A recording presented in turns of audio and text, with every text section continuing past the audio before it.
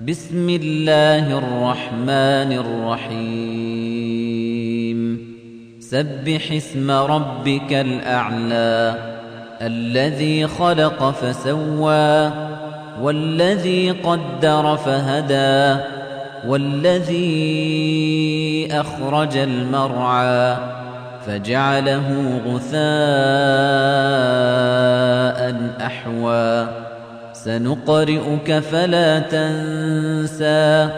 إلا ما شاء الله إنه يعلم الجهر وما يخفى ونيسرك لليسرى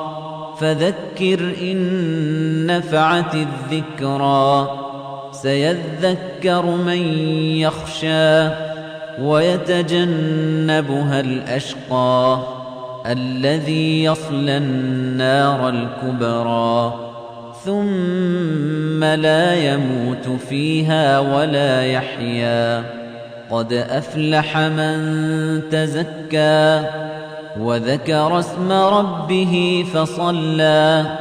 بل تؤثرون الحياة الدنيا والآخرة خير وأبقى إن هذا لفي الصحف الأولى صحف إبراهيم وموسى